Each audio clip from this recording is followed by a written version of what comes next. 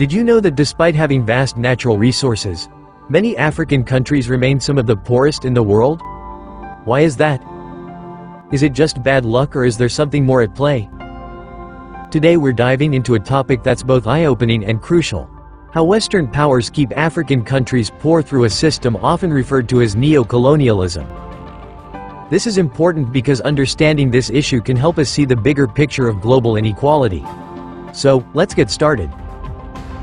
First, let's define neo-colonialism. Neo-colonialism is when powerful countries use economic, political and cultural pressures to control less powerful countries, even after they have gained independence.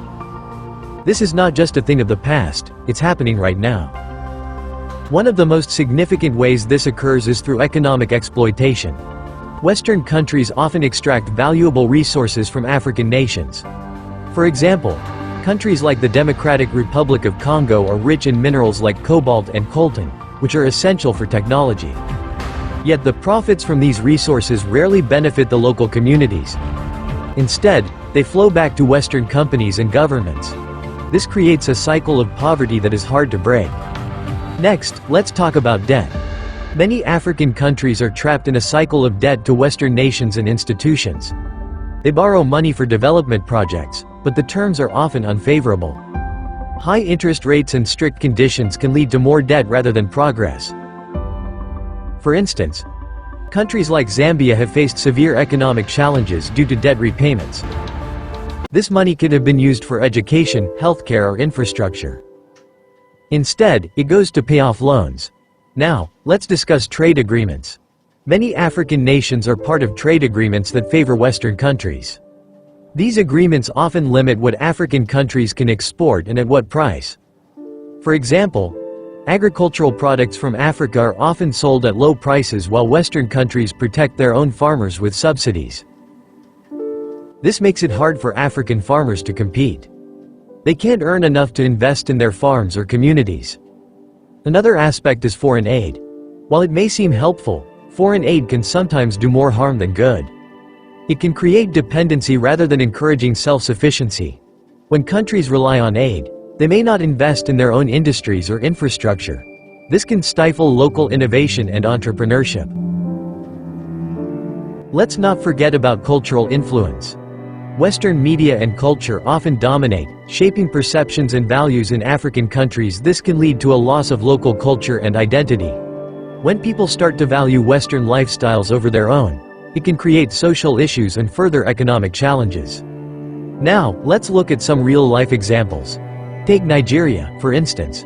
Despite being one of the largest oil producers in Africa, many Nigerians live in poverty. The wealth generated from oil often benefits foreign companies and a small elite, leaving the majority struggling.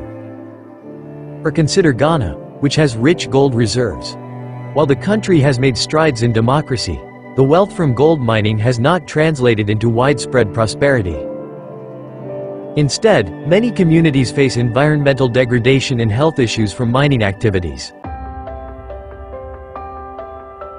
So what can be done? First, we need to raise awareness. The more people understand these issues, the more pressure can be put on governments and corporations to change their practices. Second, supporting local businesses and fair trade can help. When we buy products that are ethically sourced, we can contribute to local economies. Lastly, advocating for fair trade agreements can help ensure that African countries get a fair deal. This is not just about charity, it's about justice and equality.